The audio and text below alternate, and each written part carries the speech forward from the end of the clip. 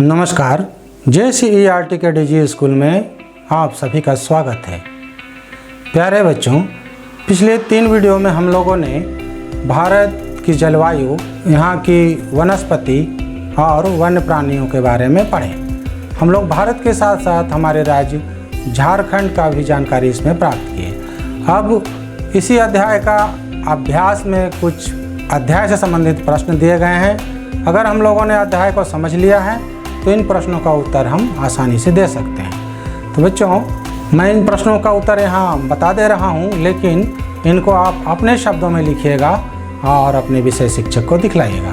तो बच्चों, शुरू करते हैं इस अध्याय का पहला प्रश्न, जो है कि रिक्त स्थानों की पूर्ति कीजिए।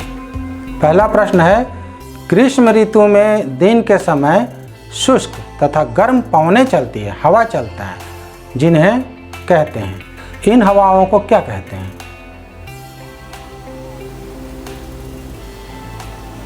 ग्रीष्म ऋतु में दिन के समय शुष्क तथा गर्म पवनें चलते हैं, जिन्हें लू कहते हैं। प्रश्न 2, तमिलनाडु में किस मौसम में अधिक वर्षा होती है?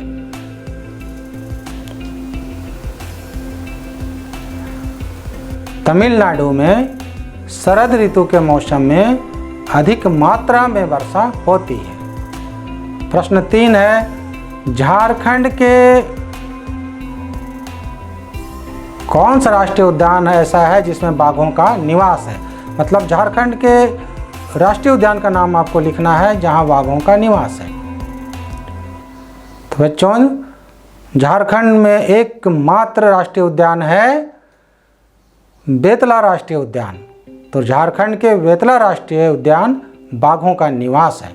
प्रश्न 4 है, सुंदरी वृक्ष किस वन की प्रजाति है? बच्चों, सुंदरी वृक्ष मैंग्रोव वन की प्रजाति है। तो यह था बच्चों रिक्त स्थानों की पूर्ति कीजिए। अब प्रश्न 2, सही उत्तर को लिखिए। एक प्रश्न के 4 उत्तर दिए गए हैं, इनमें से कोई एक सही है, तो उस सही उत्तर को आपको अपने कॉपी में लिखना है। तो प्रश्न 1 है, विश्व में सबसे अधिक वर्षा कहाँ होती है? क, मुंबई, ख, आसनसोल, ग, मैसिनराम और घ, चेन्नई। बच्चों, विश्व में सबसे अधिक वर्षा मैसिनराम में होती है। अगर आपको उत्तर पहले से पता था तो आप भी इसी तरह मुस्कुरा सकते हैं। प्रश्न 2, मैंग्रोव वन कहाँ पाए जाते हैं? क, खारे जल में, ख, साफ जल में, ग, प्रदूषित जल में या घ, तालाबों के जल में।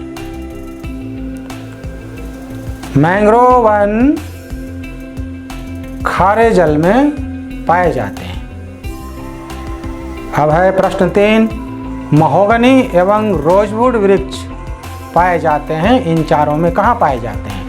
क, मैंग्रोव वन में, ख, उष्णकटिबंधीय पतझड़ वन में, ग, उष्णकटिबंधीय सदाबहार वन में या घ, मरुस्थलीय वन में। बच्चों, महोगनी एवं रोजवुड वृक्ष उष्णकटिबंधीय सदाबहार वन में पाए जाते हैं। प्रश्न 4 है, जंगली बकरी, हिम तेंदुए एवं भालू कहाँ पाए जाते हैं? बच्चों, जंगली बकरी, हिम तेंदुए एवं भालू हिमालय क्षेत्र में पाए जाते हैं। तो यह था बच्चों 2 नंबर प्रश्न। सही उत्तर को लिखिए। अब प्रश्न 3 है, निम्नलिखित प्रश्नों के उत्तर 1 या 2 वाक्य में दीजिए, 2 से अधिक नहीं होना चाहिए। तो पहला प्रश्न है, प्राकृतिक वनस्पति क्या है? घास, झाड़ियाँ तथा पौधे जो प्राकृतिक वातावरण में उपजते हैं उन्हें ही प्राकृतिक वनस्पति कहते हैं। प्रश्न 2, जलवायु से आप क्या समझते हैं? किसी बड़े क्षेत्र में बहुत दिनों तक रहने वाले मौसम के औसत दशा को जलवायु कहते हैं। जो मौसम बहुत दिनों तक रहता है, लंबा रहता है, सबसे अधिक रहता है, वही वहाँ का जलवायु होता है। प्रश्न 3 है, सदाबहार वन में वर्षा की मात्रा कितना होता है? तो सदाबहार वन में वर्षा की मात्रा 200 सेंटीमीटर से अधिक होता है। प्रश्न 4, उष्णकटिबंधीय वर्षा वनों को सदाबहार वन क्यों कहा जाता है?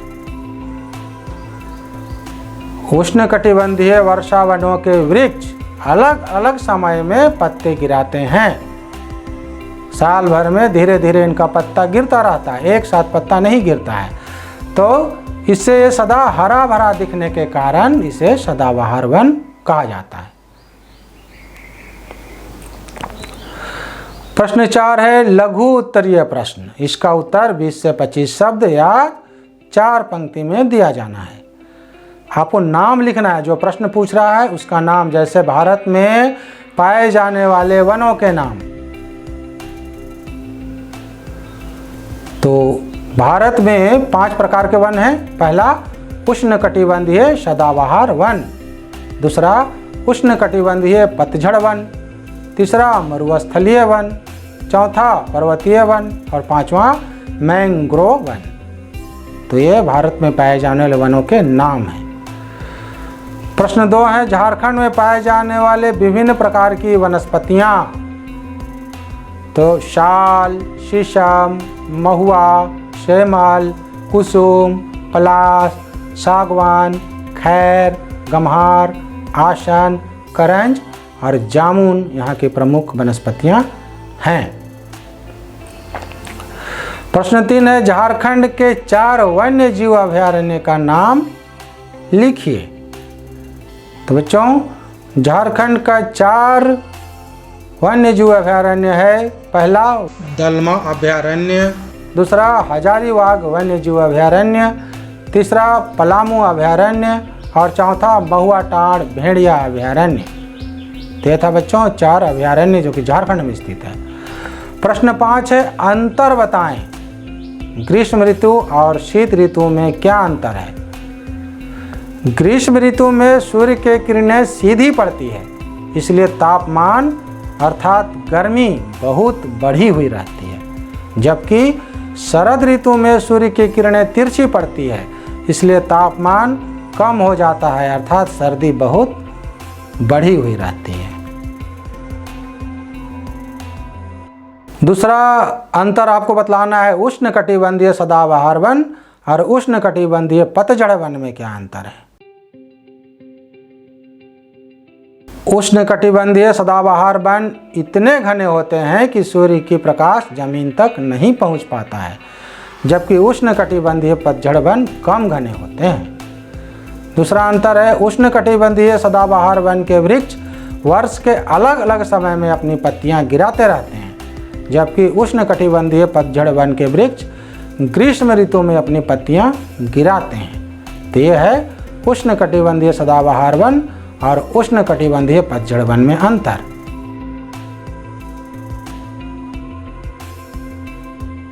अब प्रश्न 6 है, कारण बताना है। कारण बताएं। मरुस्थलीय वन मुख्यतः राजस्थान में पाया जाता है। राजस्थान का अधिकांश भाग मरुस्थलीय है, शुष्क है, सूखा हुआ है, इसलिए मरुस्थलीय वन मुख्यतः राजस्थान जैसे शुष्क भागों में पाई जाती है। जहाँ मरुस्थल होगा वहीं मरुस्थलीय वन मिलेगा। इसमें बच्चों जोड़ सकते हैं कि राजस्थान का अधिकांश भाग में वर्षा बहुत कम होती है, वर्ष में कभी कभी वर्षा नहीं भी होता है। इस कारण वहाँ का भूमि मरुभूमि बन गया है, मरुस्थलीय हो गया है, और मरुस्थलीय होने के कारण वहाँ मरुस्थलीय वन मुख्यतः पाए जाते हैं। प्रश्न 6 का दूसरा प्रश्न है, उष्णकटिबंधीय वर्षा वन को उष्णकटिबंधीय सदाबहार वन भी क्यों कहते हैं? तो उष्णकटिबंधीय वर्षा वनों के वृक्ष अलग अलग समय में पत्ते गिराते हैं, इसलिए सदा हरा भरा या सदाबहार दिखते हैं। यही कारण है कि इसे सदाबहार वन भी कहा जाता है। तो यह था प्रश्न 6। प्रश्न 7 दीर्घ उत्तरीय प्रश्न है। इसका उत्तर थोड़ा विस्तार से पूरी तरह से स्पष्ट करके लिखना है। तो पहला है, भारत के प्रमुख मौसम का वर्णन करें।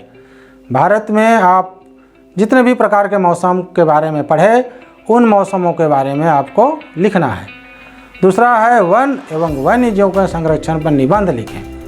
निबंध में आपको वन्य एवं वन्य जीव के संरक्षण क्या है, उनकी संरक्षण की आवश्यकता क्यों है, उसके संरक्षण किस प्रकार की जाती है और क्या किया जाना चाहिए, इन सारी बातों को आप अगर अपने लेख में डालते हैं तो आपका निबंध बहुत अच्छा होगा। तो इन 2 प्रश्नों का उत्तर, मतलब दीर्घ उत्तरीय 2 प्रश्नों का उत्तर मैं आपके लिए छोड़ रहा हूँ।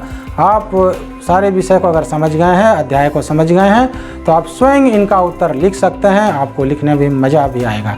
तो आप इन दीर्घ उत्तरीय प्रश्नों का उत्तर स्वयं लिखिएगा और अपने विषय शिक्षक को दिखलाइएगा। प्रश्न 8 में आपको कार्य परियोजना दिया गया है, मतलब प्रोजेक्ट वर्क दिया गया है। इसको आप बहुत भली भांति से कीजिएगा, मज़ा आता है प्रोजेक्ट बनाने में। और प्रोजेक्ट आप बनाइएगा और अपने शिक्षकों को दिखलाइएगा, अपने साथियों को भी दिखलाइएगा। तो पहला है, अपने आसपास के वृक्षों की सूची बनाइए। अब देखिए कि आपके आसपास कौन कौन से वृक्ष पाए जाते हैं, उनके बारे में पता लगाइए, उनका नाम लिखिए। वनस्पति, जंतुओं एवं पक्षियों के चित्र इकट्ठा करें। आप चित्र इकट्ठा कीजिए इनका तथा उन्हें अपने कॉपी पर चिपकाएं। एक पन्ने पर पशुओं का, एक पन्ने पर पक्षियों का, एक पन्ने पर वनस्पतियों का चित्र चिपकाना है। तो ये आपको प्रोजेक्ट कार्य करना है। दूसरा प्रोजेक्ट वर्क है, बड़ों के साथ अपने शहर के चिड़ियाघर या नज़दीक के वन या पशु विहार को देखने जाइए। बच्चों, जब भी कभी घूमने का मौका मिलता है तो अपने बड़ों को कहिए कि हमें चिड़ियाघर दिखलाइए, हमें अभयारण्य दिखलाइए, हमें नेशनल पार्क दिखलाइए। और वहाँ आप जाएं तो अपने साथ पेन और कॉपी रखिए, विशेष बातों को नोट करिए। वहाँ बहुत कुछ लिखा हुआ रहता है, उनको आप लिखिए और उसकी जानकारी को आप अपने साथियों से भी बांटिए। वहाँ विभिन्न प्रकार के वन्य जीवन को देखिए, सूची बनाइए और उस स्थान का स्थानीय चित्र भी बनाइए।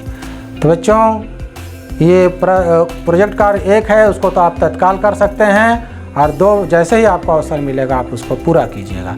तो बच्चों, ये था अभ्यास।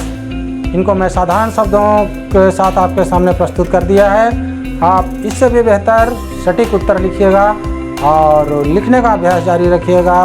प्रतिदिन पढ़िएगा, खेलिएगा और खुश रहिएगा। धन्यवाद बच्चों।